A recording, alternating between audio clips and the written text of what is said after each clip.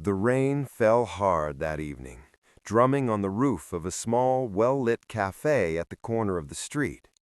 Inside, laughter echoed as customers enjoyed their warm meals. Then the door creaked open, and a man in worn-out clothes stepped in.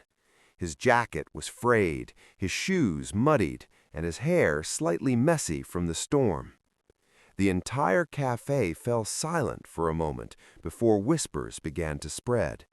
The man looked around politely, his eyes gentle but tired.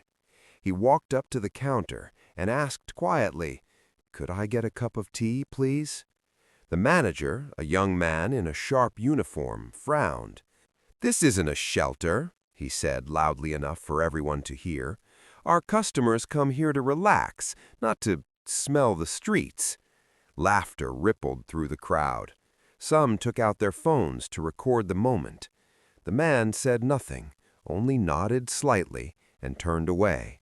But before he could leave, a waitress stepped forward, a kind-eyed woman named Mia.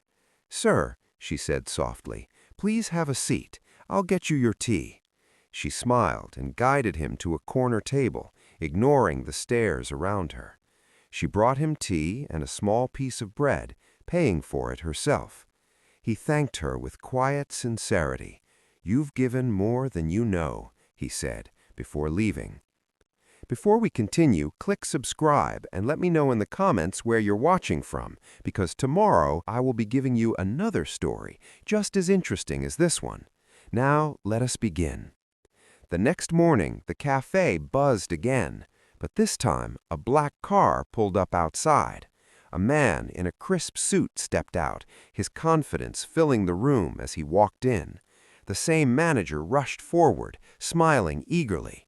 But when the man removed his sunglasses, the entire cafe gasped.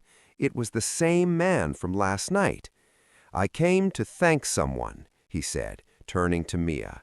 "When the world judged by appearance, you showed kindness." He handed her an envelope, a scholarship to study, and a generous bonus. Then he turned to the stunned crowd. "Never forget," he said, "true character isn't measured by what we wear, but by how we treat those who seem to have less." The cafe fell silent again, but this time no one laughed. Kindness costs nothing, but it reveals everything about who we are.